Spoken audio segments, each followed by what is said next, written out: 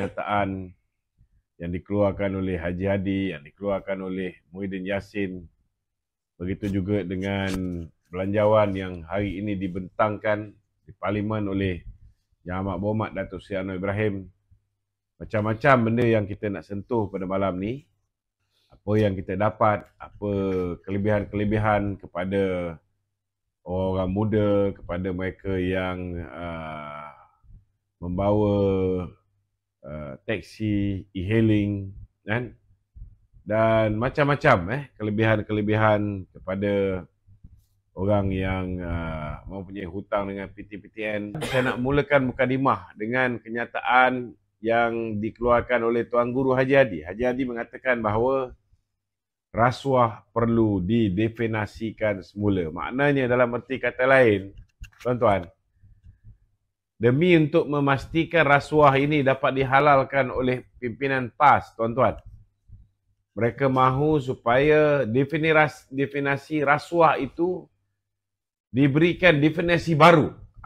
Maknanya kalaulah duit itu duit daripada sumber judi, duit itu duit daripada komisen tambatan banjir, duit itu duit daripada duit yang sepatutnya diberikan kepada kontraktor-kontraktor Bumi Putra yang terkesan akibat daripada PKP melalui jana wibawa. Mungkin Haji Hadi berpandangan bahawa kalau ambil duit ini, ianya bukan rasuah, ianya sedekah. Ini mungkin apa yang cuba disampaikan oleh Tuan Guru Haji Hadi, tuan-tuan. Yang nyatanya, saudara, sudahlah mereka ini mendapat dana ni daripada sumber yang haram melalui proses yang amat jijik iaitu proses menerima sogokan. Yang lebih mengecewakan, tuan-tuan, duit haram ini kemudiannya disogok pula kepada rakyat yang mengundi pada pilihan raya umum yang ke-15. Dan hari ini, bila mana Tan Sri Muhyiddin Yassin dan kawan-kawan yang sewaktu dengannya sudah mula disiasat dan ada di antara mereka yang sudah dihadapkan ke muka pengadilan. Secara kebetulan, tuan-tuan, Wan Saiful Wan Jan tu ketua perangan PPBM. Tak ada kaitan dengan Muhyiddin. Secara kebetulan. Dan secara kebetulan juga, Adam Radlan adalah merupakan sepupu kepada menantu Muhyiddin, iaitu Adlan Berhan, kan? Dan juga kebetulan saja, tuan-tuan, Adam Radlan merupakan orang kanan Tan Sri Muhyiddin yang membantu Muhyiddin dari segi sudut dia punya Muhyiddin Charity Golf, dan juga kebetulan juga Adam Radlan adalah merupakan timbalan ketua Bersatu Bahagian Segambut. Kebetulan. Kemudian hari semalam seorang toke syarikat perabot, apa nama dia? SHH. Kebetulan pula toke ni orang yang cukup rapat dengan Tan Sri Muhyiddin, kan? Dan kebetulan juga abang kepada Tan Sri Muhyiddin Yassin yang juga Aziz Yassin, arwah dah, merupakan bekas pengurusi syarikat perabot tersebut. Kan? Kebetulan juga, tuan-tuan,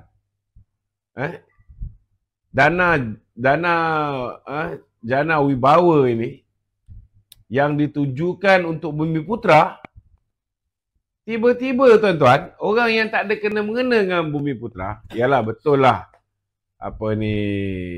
Datuk toke perabot ini dah masuk Islam, tetapi dia masih lagi bukan Bumi Putra, tuan-tuan. Jadi dia collect bagi pihak siapa? Ini yang menjadi persoalan. Sebab hari ni Wan Saiful Wan Jan dalam kenyataan dia kata bahawa Datuk apa nama? Datuk Teo Wee Cheng bukanlah seorang penjawat awam. Bukanlah seorang anggota pentadbiran, menteri dan sebagainya. Memang betul lah. Dia bukan seorang penjawat awam, dia bukan anggota pentadbiran. Persoalan dia, itu sendiri sudah menjawab. Sudah menjawab. Bagaimana dia boleh collect hampir 24 juta ringgit. Hampir 24 juta ringgit dia collect untuk 2 projek jana wibawa yang telah diberikan kepada kontraktor-kontraktor tertentu. Dan dia dapat komisen daripada 2 syarikat ini. Persoalan dia collect komisen daripada siapa, dan persoalan dia, siapa yang dilindungi oleh Datuk ini, tuan-tuan. Datuk Mualaf ni lah senang cerita. Jadi sesedara macam saya cakap, pandai-pandai tupai melompat akhirnya akan jatuh ke tanah juga. Cuma kita tak tahu bila Tan Sri Muhyiddin ini akan jatuh ke tanah, kan? Tetapi yang pasti, tuan-tuan, yang pasti, saya yakin lambat laun sudah pasti akan ada kesilapan yang dilakukan oleh Tan Sri Muhyiddin, dan ketika itu beliau akhirnya akan berhadapan dengan pendakwaan di mahkamah. Jadi itu mukadimah saya pada malam ni. Saya yakin ramai nak bertanyakan soalan. Tuan-tuan boleh ajukan soalan di talian 011 3595 4044. Silakan. Okay. Ya. Assalamualaikum Datuk. Waalaikumsalam. Okey Datuk. Mana kau punya tu? Pakaian? Sementara kita menunggu soalan-soalan daripada kita punya viewer Datuk. Okey. Masih lagi dalam mood pemilihan parti Datuk. Okey. Datuk bertanding dalam 2 jawatan, iaitu MKT dan Ketua Bahagian Datuk. Ya. Yeah. So bila MKT dan Ketua Bahagian ni, Datuk ada limitasi untuk membawa surat ke umbi apabila Datuk tak terlibat dalam mesyuarat-mesyuarat yang melibatkan jawatan kuasa pengurusan, mesyuarat top 5. So apakah strategi Datuk dalam usaha untuk terus membawa surat ke umbi? Tambah-tambah lagi untuk bahagian Seri Gading Datuk. Ya, pertama sekali memanglah bila kita tidak ada dalam mesyuarat top 5, tidak ada dalam mesyuarat pengurusan, tidak ada dalam mesyuarat biro politik, kan, banyak perkara-perkara yang tidak diputus di dalam MT, hanya diputus di peringkat pengurusan, biro politik dan sebagainya. Jadi kita tidak boleh participate dalam mesyuarat-mesyuarat ni. Namun ada juga kalanya, kan, saya masih ingat lagi, dulu saya bertekak sikit dengan Tan Sri Nur Omar berhubung dengan satu cadangan. Beliau dulu merupakan jawatan kuasa pindaan perlembagaan. Beliau pernah bertekak dengan saya berhubung dengan cadangan supaya mana-mana ahli yang didapati bersalah, baik dalam kes rasuah ataupun jenayah, setelah dia merayu sehingga ke peringkat yang paling tinggi dan dia masih didapati bersalah, keahlian dia tergugur dengan sendirinya. Kan? Saya bantah benda itulah. Kenapa saya bantah? Sebab pada ketika itu, kan,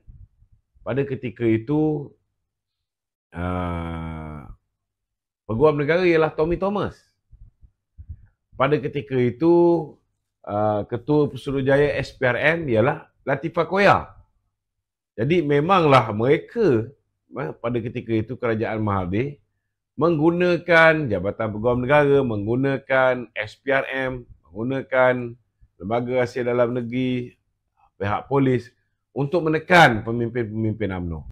Jadi kalau kita benarkan benda ni berlaku, kan, nescaya ianya samalah seperti melantik Tommy Thomas, Latifah Koya menjadi jawatan kuasa Biro Disiplin UMNO.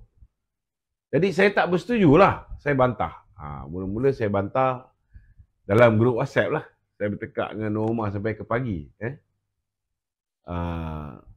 Tak berkesan. Namun akhirnya saya terpaksa create awareness ni melalui media sosial.